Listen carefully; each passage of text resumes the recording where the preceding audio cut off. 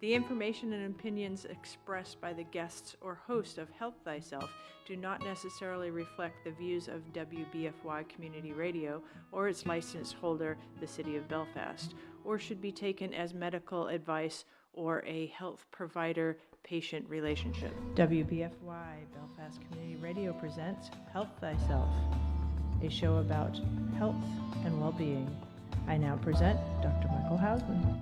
Hello, this is Dr. Mike, and this is Health Thyself, a show about health and wellness. And this is WBFY 100.9 FM, our Belfast Community Radio.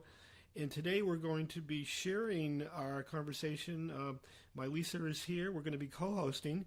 And we have as our very special guest today, Karen Franceur, who runs Kyacking Kayaks out of Castine. Welcome to the show. Well, thank you. It's nice to be here. Karen's going to be sharing some of her adventures being outdoors, and we're going to be talking about how kayaking and being outside is good for your health. So, Karen, are you from around here? Tell us a little bit about your history. Where did you grow up? Well, actually, I was an Air Force brat, so generally I just tell people I'm from the earth. You grew up... And how long have you been up here in Maine? I've been in Maine for probably 32 years. So you've been here for a long time. Yeah, I've been here. How did you end up here? Well, I actually came here with a boyfriend at the time. And then I fell in love with Maine and just always wanted to be in Maine. It's got all the seasons. It's got everything I want, although I do like to travel a lot. And I know during the summertime you're running your business out of Castine and taking people out on tours. How did you get started in kayaking? Well, I mean, when I first came to Maine, I was canoeing with my husband at the time, and he liked to fish, and I always liked to be moving and exercising, so I paddled. And then actually my first time kayaking was actually in Camden Harbor on a very foggy day, and it was very surreal, and I just fell in love with kayaking once I got into a kayak. So when did you get started in Castine? I've been in Castine. This will be my 21st season in Castine. Yeah. Okay. So in 1997, I began running trips in Castine. And you participate in the Acadian Night Sky Festival as well. Yeah. So Castine is very unique. Castine, the way that our estuary is the estuary meets the ocean water, and we just have perfect conditions for bioluminescence. So actually throughout the summer, we run nighttime bioluminescence tours to see the phytoplankton in the water. And we also do that as part of the Acadian Night Sky Festival, because one of the things that they're really trying to focus on is the importance of not having light at night, because you can't see stars and you can't see the bioluminescence if people have too many lights. So everyone, turn your lights down. Okay. And it's really, so when you talk about health and you talk about people going out and experiencing every swirl of their paddle lighting up the water, your whole sense of place and relaxation is amazing. It's pretty magical. It's pretty magical. And the stars as well. We point out all the constellations. Now, kayak's a sport that it's something that you can do at all ages. And people can get started in. What about training? I mean, what kind of training do people need to really be able to do kayaking safely? Well, there's safety and efficiency, and the two go hand in hand. So when people start any sport, whether it's mountain biking or skiing or even hiking, there's a proper way to do it so that you don't impact your body in a negative way. So kayaking is like swimming, actually. Swimming, you use your entire body. Your body rotates, you use every part of your body. If you're kayaking correctly, you actually use every part of your body as well. So you're transferring energy from your feet all the way up your leg, across your body, and out through your arm if you're doing it properly. So when people get into kayaking, if they do a lesson, or even on our half-day tours, we teach people the basics of kayaking and proper techniques so that we can really go somewhere, and so that people don't experience back pain or they don't have pain in their biceps. If you're having pain when you're kayaking, probably you're not doing it quite right. So I think getting instruction how to physically move a kayak efficiently is really important. And once you get that piece, then you add like different skills to it, and those skills transfer to keeping your kayak upright and being able to deal with conditions. But then beyond that, a really important thing is you should always know how to re-enter your kayak from the water. So people we offer rescue training. We do a one-day beginner class where people learn basic skills and we work on rescues. I think that happens July 1st this year. And then we do a series of skills trainings. We do fine-tuning, dancing with your boat. We do wind and waves, tides and currents. So if you're really going to be out there and you really want to travel to islands, you really need to up your game and be skilled at it. But I always say that people should not paddle outside of their ability to rescue themselves back into a boat. So that, for me, is the number one piece. Speaking about that, you also, for someone who would like to make that their lifestyle or what have you, you also teach guides. Yeah, we're starting our guide training course Memorial Day weekend. So I've been training guides for, well, probably 19 years. I probably didn't do it the first year I started. But so I run a guide training course, and it's also for people that just want to be advanced kayakers. So not everyone who takes the class wants to be a guide, but we kind of cover everything that you should really know to be safe out on the ocean.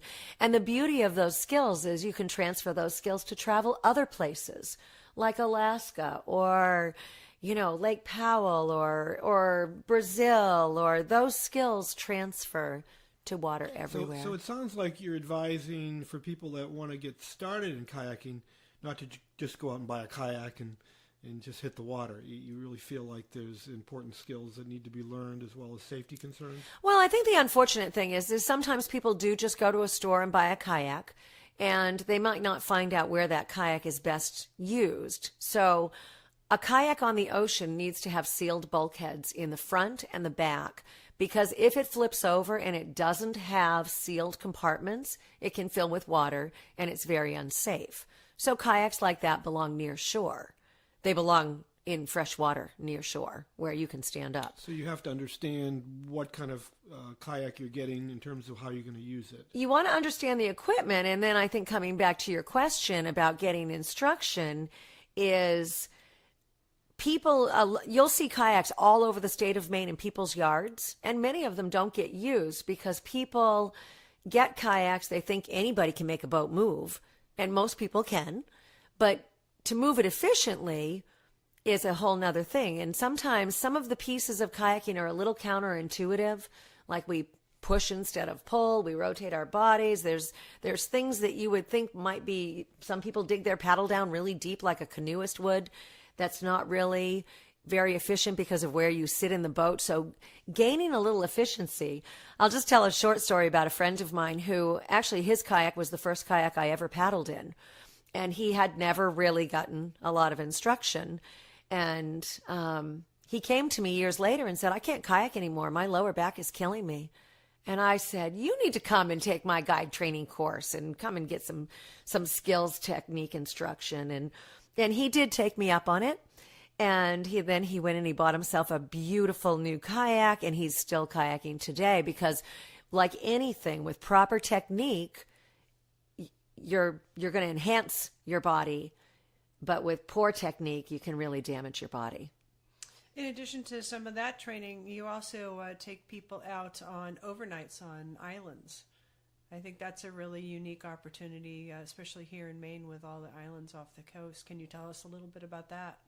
Yeah, we run 3 to 5 day camping trips on the coast of Maine. And, that too, when you're out in the environment, the conditions are always changing. So we do camping trips for beginners, and we teach them along the way. We do camping trips this next month. I'm doing a trip down east. So we'll be way down east in the Jonesport area with an experienced group of paddlers. But up near Roque. Yeah, up near Roques. Yeah, I paddled around that. Oh, so beautiful.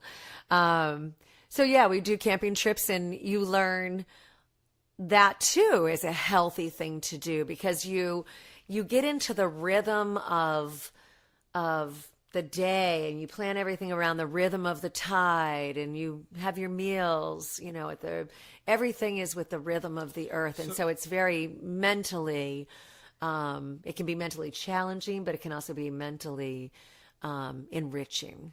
So kayaking could potentially be a real healing technique for people that are having health issues or need to improve their overall health and well-being.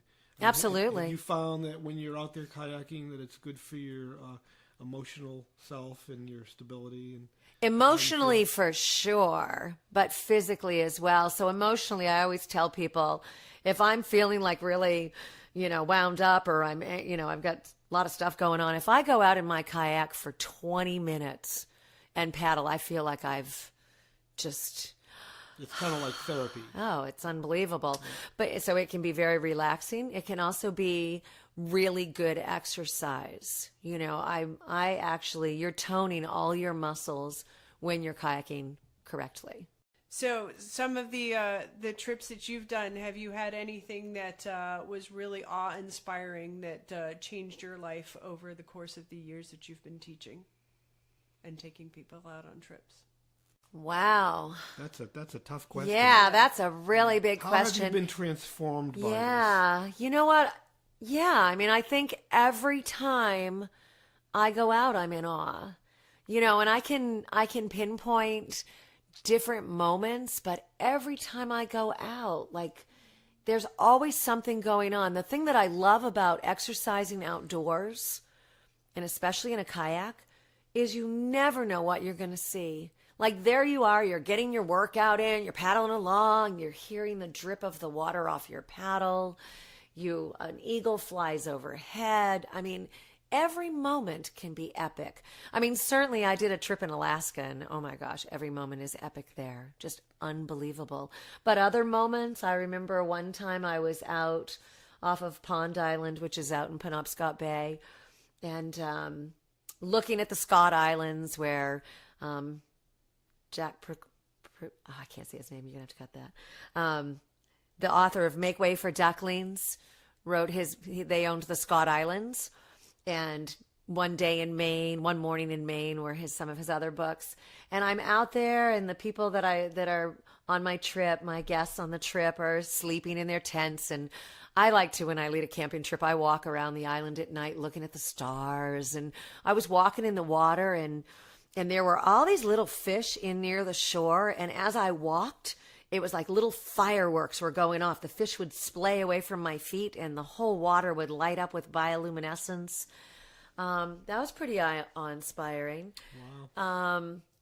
But I know you've kayaked around whales, and you've been around very large creatures. In the kayak. That must be quite a inspiring. Oh my gosh! Yeah, I run a whale trip up off Campobello Island in the fall every year as the whales are migrating, and the water just bubbles with fish. It's unreal.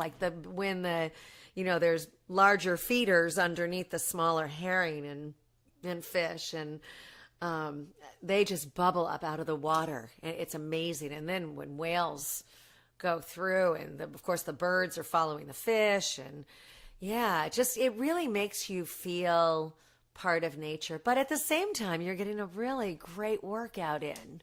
It's like watching nature TV while you're exercising. I'd much rather do that outside than on a training bike indoors in a gym watching it on TV. So, you talked about some of the transformational experiences that you've had. Have you witnessed with your groups, especially like new people who've never kayaked before, anything that was inspiring for them or transformational that you could immediately see after a trip?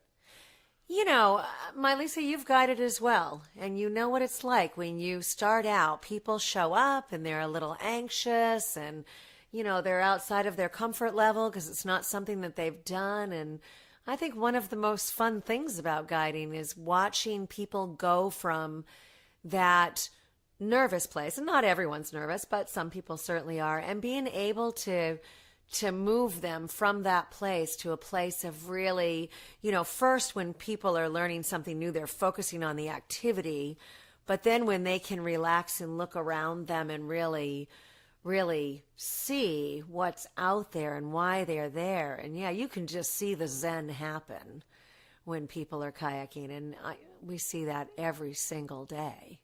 So you've seen a lot of people that have never kayaked before. We do see a lot of people that have never and kayaked. they want to try it for the first time. Yeah, we love to share that with people. And that must be very fulfilling for you. It To is. actually see that, it must make you feel good. It is. And the best is when, people come back and they take more classes and they're like, oh my gosh, I loved that. Now I really want to learn how to do this. And I want to really,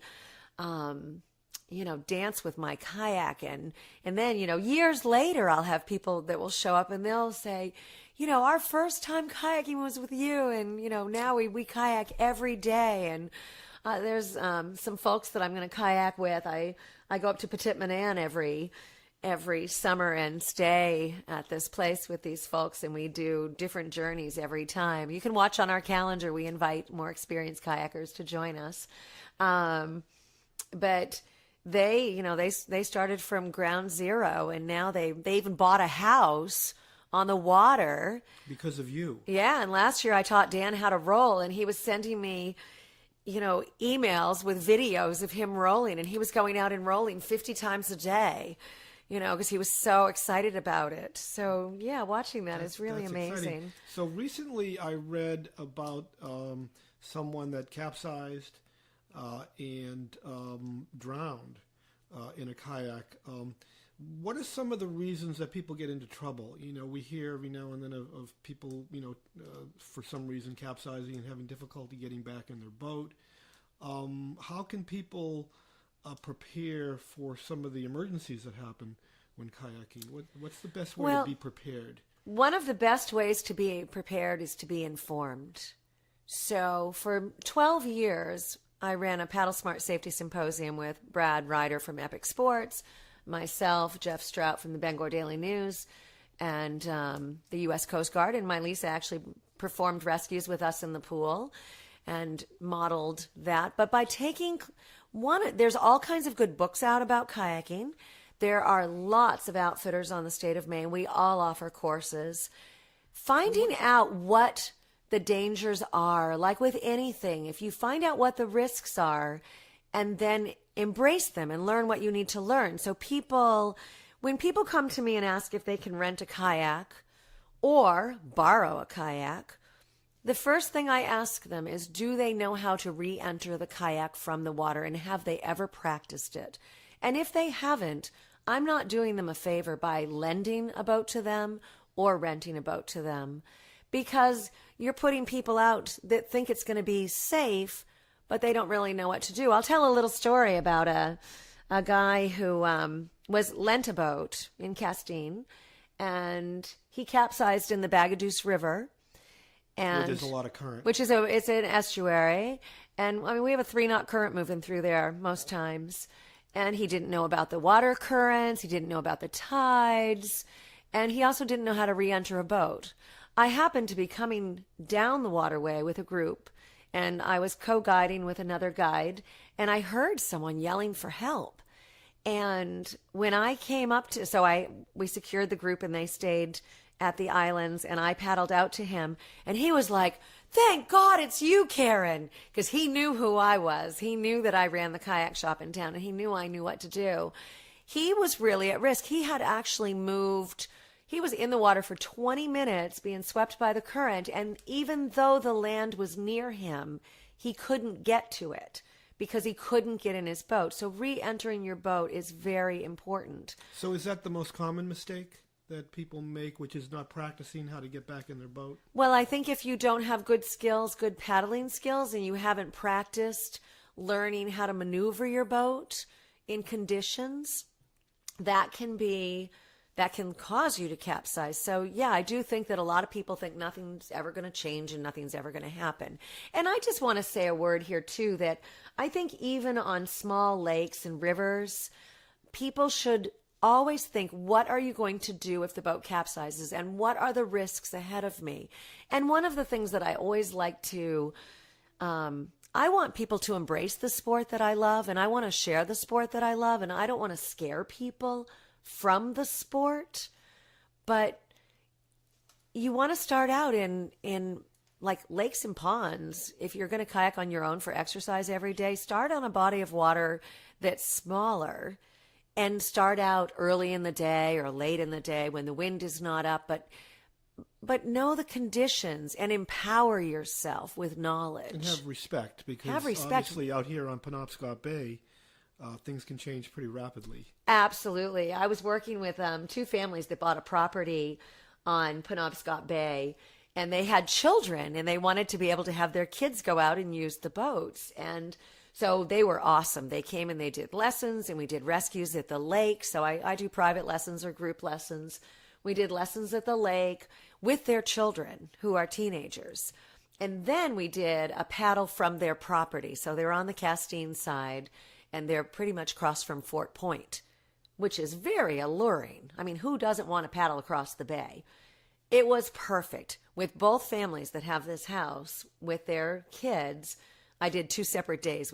They share a house. And both days we started out in glass calm water, coming across the bay. They wanted to go to Fort Point. Went to Fort Point, went to go back. Both times conditions completely changed. I mean, it's a big, long bay.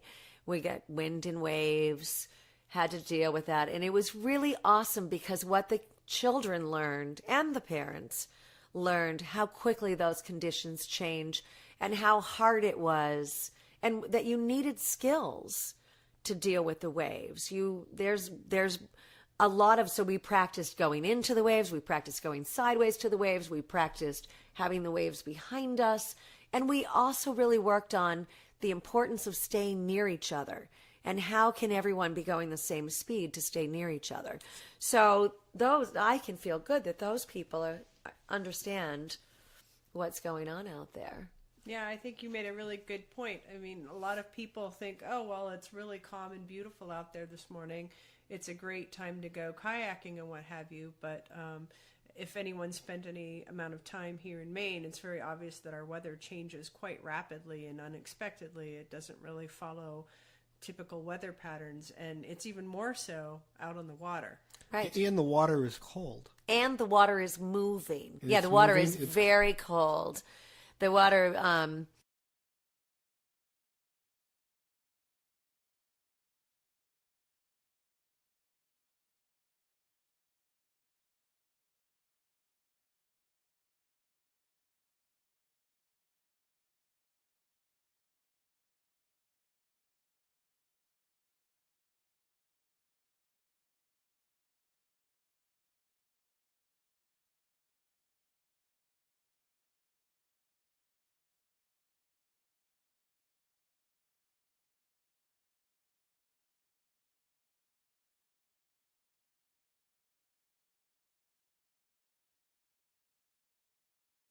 yeah, the water right now is 40-something degrees. Right, and how long does that take before you get hypothermic? I mean, obviously that depends on... It depends on what you're wearing. Mm-hmm. But when there's a 50-50 rule.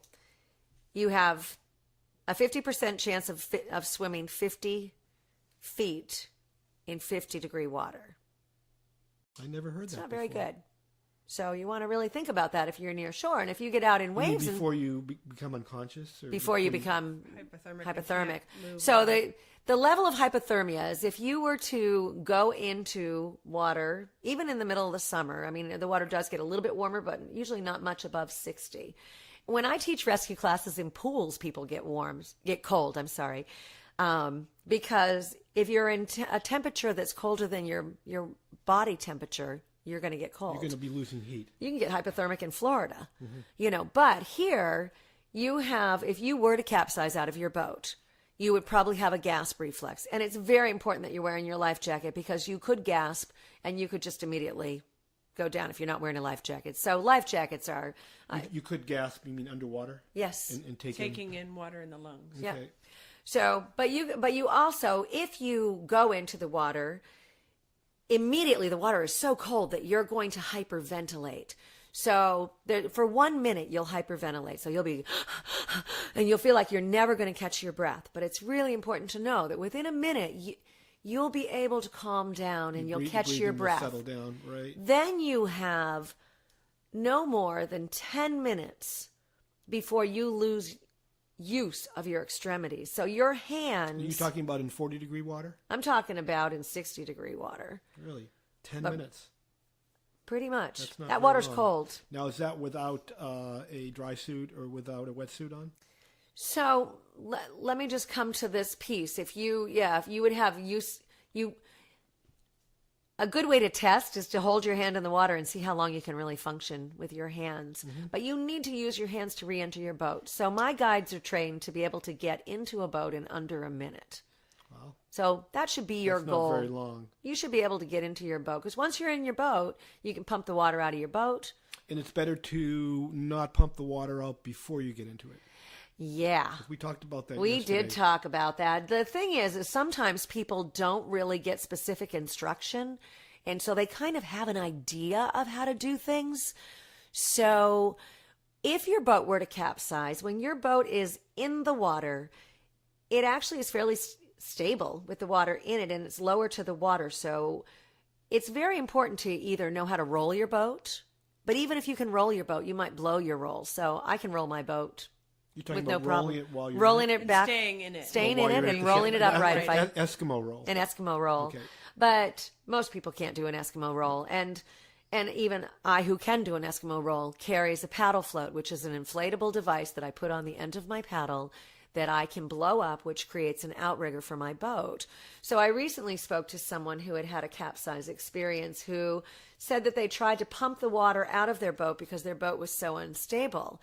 In reality, leave the water in the boat, get the paddle float blown up, hold the paddle with the paddle float extended to the back of your boat, and then you're stabilizing the platform to be able to climb back in. Of course, you can't think that you're just going to do that if you haven't practiced it. Right. But you can re-enter a sea kayak using a paddle float, and you can do it in rough water or calm water. It's always easier to re-enter a boat with another person stabilizing the boat. So practicing partnership rescues is really important. So it's probably not a good idea to go out and buy a kayak and then go out by yourself on the ocean immediately. Absolutely not. Definitely. But people do that. People do it because people think, oh, I'm a scuba diver or I'm a sailor. It's a totally different thing. And it's such an enjoyable, amazing sport. And you can prevent all those things with knowledge about tides and current, wind and waves and what time they happen. Instead of kayaking, hoping nothing ever happens, kayak knowing what to do if something does. Because when I teach rescue classes, people say, oh, that was so easy. But when people are trying to figure it out and they haven't learned ahead of time, it can be so complicated and people die. You know? It's hard to make good decisions when you're panicking. It's hard to make good decisions when you're panicking and when you're frozen. When you're cold. When you're cold. Yeah. So cold water, I mean, Maine water is cold. Like, I don't know if you ever really see too many people swimming out here, but... I jump in. I wouldn't call it well, swimming. yeah, that is not swimming. I mean, jumping in and getting out, that's not swimming. Swimming is when you swim for an hour. Yeah, you remember when I had to dive on our boat to clear the propeller? Yeah. And we were off of Stonington. And that reflex happened. I was just, and it took a few minutes. And what were you wearing? I was wearing shorts. I put on my that's right, I put on a shorty wetsuit. Yeah. But it totally took my wind away. Oh, yeah. And yeah. I bought my dad a dry suit just so he could clean the bottom of his boat. Right. Yeah, but in a dry suit, coming to clothing, you never want to wear cotton when you're paddling. Cotton, we say cotton kills. Cotton holds water and moisture and coldness to your body. And water, when water is against your body, it wicks away your heat out of the pores of your skin 75% faster than air. Well, it looks like we're just about out of time here, and I'm sure we could go on probably for, a long, long time, and we're going to have you back on the show. But how do people get in touch with you in terms of being able to do tours and also in terms of your educational classes? You can reach me at castingkayak.com, and our phone number is, that's our website, our phone number is 207-866-3506. Go to our web and you can see all of our offerings, or stop down in Castine and see us in the shop. Well, it's been great having you on the show. I'm looking out at the ocean right now thinking we've got to go kayaking. Let's go kayaking. So thank you so much, Karen, for being on our show. And again, this is Dr. Mike and my Lisa on Health Thyself. And we'll see you next Saturday.